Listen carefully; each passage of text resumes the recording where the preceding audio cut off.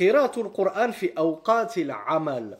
Le jugement de la lecture du Coran durant les heures de travail. Ce qui est voulu, c'est que toi, tu es payé pour faire un travail en particulier, et au lieu de te consacrer à 100% à ton travail et de le faire consciencieusement, tu vas lire du Coran, ce qui va te détourner un petit peu du travail pour lequel tu es payé, et donc tu vas, entre guillemets, moins bien faire ton travail. À votre avis, est-ce que c'est autorisé de lire du Coran au travail lorsqu'il va en découler ce qu'on vient de préciser? Ça va impacter sur la qualité de ton travail, pour lequel tu es payé par ton employeur.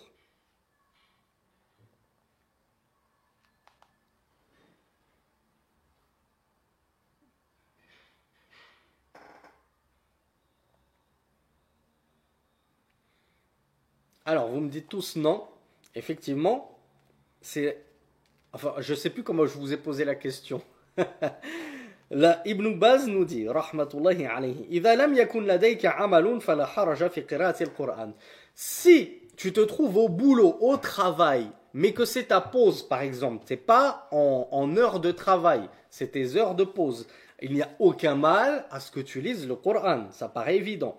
وهكذا التسبيح والتهليل والذكر. Et il n'y a aucun mal à ce que tu fasses des tasbihat, que tu fasses le rappel d'Allah, l'évocation d'Allah. وهو خير من السكوت. C'est d'ailleurs meilleur que de ne rien faire, ne rien dire.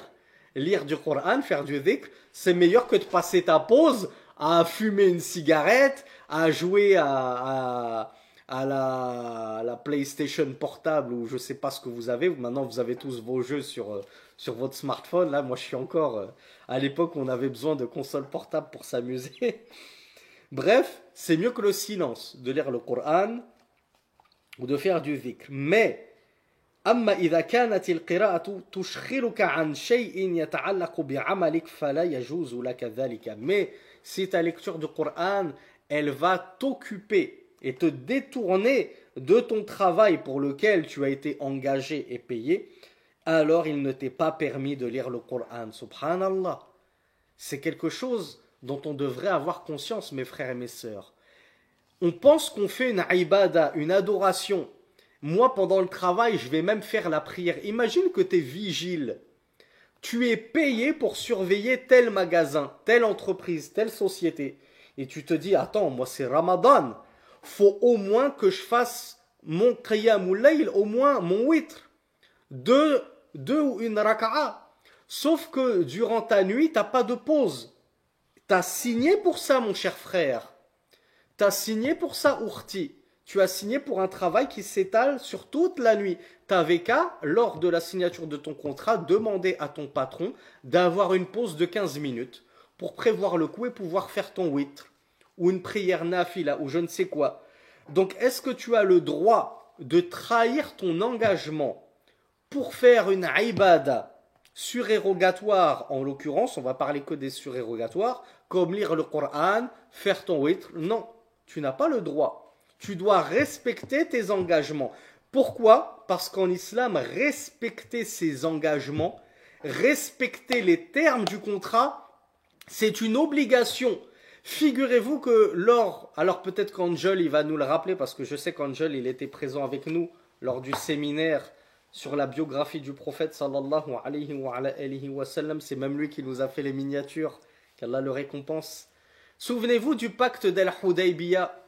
Qu'est-ce qu'il contenait comme clause difficile pour les musulmans et qui semble être à l'avantage des mécréants et des infidèles?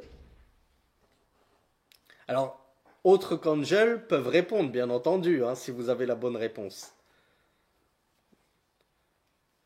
Alors non, pas ne pas aller à la Umrah. Quelque chose qui était plus à l'avantage des mécréants. Le fait que les musulmans ne fassent pas la Umrah cette année-là, ça n'a rien changé aux mécréants. Voilà, bravo Yanis. Les mécréants ont mis comme condition à ce pacte d'Al-Hudaybiyah, ce sulh d'Al-Hudaybiyah, c'était un sulh, un pacte de paix momentanée, que quiconque d'entre les mécréants quitterait les musulmans pour aller rejoindre les mécréants à la Mecque, alors les mécréants de la Mecque n'avaient pas à retourner ce mécréant qui avait déserté et fui Médine. Mais quiconque d'entre les croyants de la Mecque fuyait les Mécois et leur oppression pour aller se réfugier à Médine auprès du prophète sallallahu alayhi wa sallam, alors le prophète était tenu dans l'obligation de restituer ce converti, ce musulman, aux Mécois et de leur livrer. Et c'est ce qui est arrivé. Des convertis à l'islam ont fui la Mecque et sont venus se réfugier auprès du prophète sallallahu alayhi wa sallam. Eh bien, figurez-vous qu'il a été obligé de respecter son engagement et de ne pas les accueillir. Il les a même repoussés et il a dit Mush'iru harb ant. Il s'est même énervé. Il a dit tu es un déclencheur de guerre. Tu vas nous déclencher une guerre. On vient tout juste de signer un pacte de paix pour qu'on arrête de se faire la guerre. Et toi, en faisant ça, tu vas déclencher, tu vas nuire à ce pacte. Donc le prophète sallallahu alayhi wa sallam, malgré que normalement en tant que musulman, on est obligé d'accueillir nos frères en islam qui fuient l'oppression de leur oppresseur, mais le pacte avant tout, l'engagement avant tout, et le prophète sallallahu alayhi wa sallam a donc respecté ses engagements et son pacte. Donc que dire de quelqu'un qui a signé un contrat pour travailler de telle heure à telle heure sans interruption et qui se dit oh oui c'est pas grave, il n'y a pas beaucoup de monde, je vois que c'est assez vide au boulot, il n'y a pas trop d'agitation, je vais en profiter pour faire un petit qiyam, hein, c'est Ramadan, je vais me faire 4 petites rak'a, vite fait, bien fait. C'est interdit, tu es en train de trahir ton engagement. Et comme je vous l'ai dit, mes frères et mes sœurs, sachez rédiger correctement vos contrats de travail. Je vous l'explique souvent cette petite anecdote de ma part. Mais à l'époque, lorsque je voulais préparer ma hijra et que j'avais donc travaillé en France un certain temps pour mettre de l'argent de côté, eh bien, j'ai bossé dans un fast-food, hein, la facilité, et on voulait me faire travailler le vendredi. Je leur ai dit le vendredi, non, je ne bosse pas le vendredi.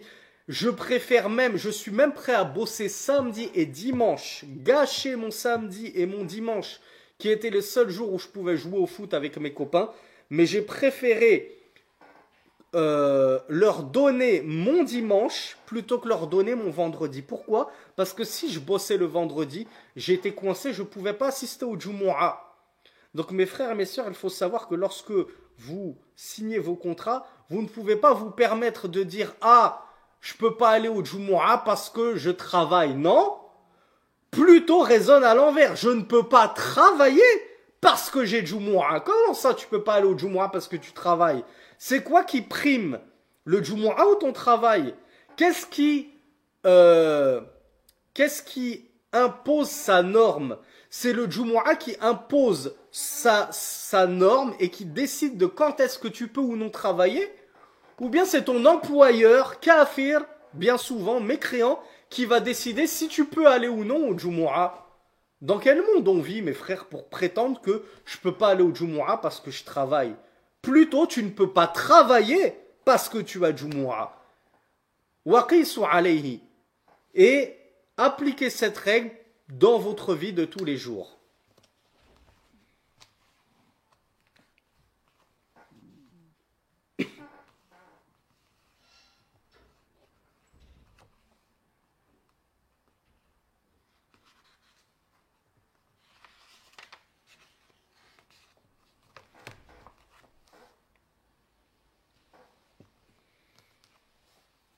Alors Angel, comme je t'ai dit, oui, bien sûr que tu vas te priver de la récompense des rawatib.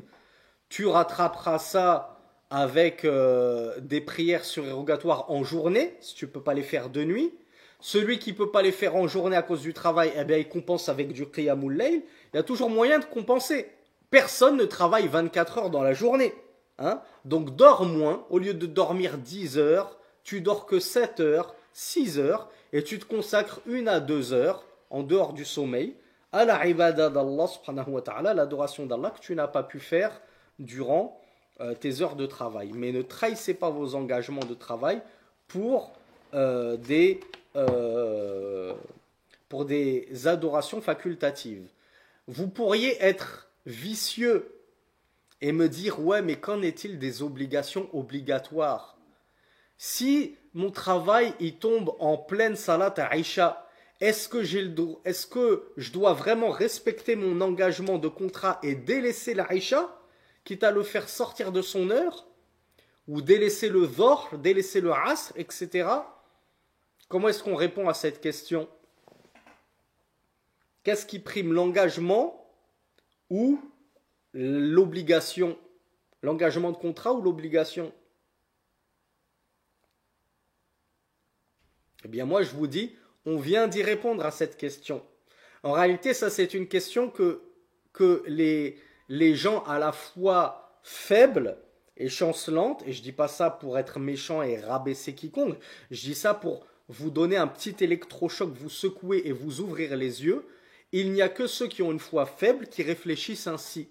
Ceux qui ont une foi forte et qui sont fiers de leur religion et qui sont fermes dans leur adoration d'Allah subhanahu wa ta'ala, ils ne se posent pas de telles questions parce qu'ils ont déjà au préalable édicté leurs conditions. Moi, désolé, pendant le travail, hors de question que je bosse 12 heures non-stop, sans pause. Moi, j'ai le Dhuhr et j'ai le Asr à prier. Donc, je veux des pauses. Vous appelez ça pause cigarette, pause café, pause déjeuner, ce que vous voulez. Moi, il me faut 2 pauses de 15 minutes. Quitte à finir plus tard, lorsque tous mes collègues, eux, ils finissent à 11 heures du soir, eh ben moi, je finis à 11h30 pour rattraper mes 2 pauses de 15 minutes pour effectuer mes prières. Donc ça, c'est une fausse question. Si tu es un vrai mu'min, un vrai croyant, tu ne te retrouveras pas dans cet engrenage-là. Qu'est-ce que je fais? Je respecte mon contrat ou c'est l'adoration? Cette question, elle ne se pose pas en tant que musulman. Et tu respectes ton contrat parce que tu l'auras bien signé et bien négocié. Et tu adoreras Allah subhanahu wa ta'ala. Zéro compromis. Il n'y a pas de compromis en islam. Arrêtez avec cette mentalité de soumis, de vendu, de toujours, on est en France, faut savoir s'adapter, faut faire des efforts, faut faire des compromis. Il n'y a pas de compromis. Si tu es obligé de faire des compromis, fais ta hijra. Et tu verras qu'en terre d'islam, tu n'auras pas tous ces compromis à faire. Pour les cours, mes frères et mes sœurs, je vous ai déjà répété à plusieurs reprises, je préfère ne pas faire de fatwa à ce sujet-là. Je vous ai déjà dit qu'Allah vous pardonne. On espère que Allah il vous fera miséricorde, mais c'est très compliqué. Si vous êtes suffisamment majeur et vacciné pour faire votre hijra, alors sachez que vos cours ne seront en aucun cas une excuse pour avoir manqué vos prières, votre Jumu'ah, ne pas avoir porté le voile, etc. La question se pose pour des gamins de 12, 13 ans, 14 ans qui n'ont pas les moyens de faire la hijra. Donc on espère qu'Allah il leur pardonnera et la faute bien sûr incombera à leurs tuteurs qui les ont fait vivre en terre de Koufr. Et donc à cause de ces tuteurs-là, qui n'ont pas eu le courage de se déraciner, d'aller vivre en terre d'islam, eh bien ces enfants-là ont été obligés de manquer des prières, de manquer le Jumu'ah, de ne pas pouvoir se vêtir correctement, etc. Maintenant, quand tu as 21 ans, 22 ans, et que tu continues à me dire, oui, comment je fais, moi je suis à la fac, etc. Tu sais, ça, c'est pas une excuse, Akhi. Ta religion, elle prime sur tout. Impossible de Rasulullah sallallahu alayhi wa sallam a dit que celui qui délaisse 3 Jumu'ah de suite, Allah va sceller son cœur. T'imagines un petit peu, ça y est, Allah il a cadenassé ton cœur. C'est terminé pour toi. Et après tu es là où je comprends pas, j'ai des baisses de foi. Qu'est-ce qui m'arrive? Aidez-moi. Est-ce que vous n'avez pas un psychologue à me conseiller? J'ai besoin de parler à quelqu'un. Subhanallah. Les solutions sont simples. C'est juste que les gens ne sont pas prêts à les assumer et à les mettre en œuvre et en pratique. Mais encore une fois, qu'Allah vous facilite, mes frères et sœurs. J'ai conscience que ce n'est pas évident, que pour certains c'est très difficile, qu'Allah vous facilite la hijra, on aura de cesse de le rappeler. La hijra, elle règle tous les problèmes, tous les soucis. Il n'y a pas ces soucis-là en terre d'islam.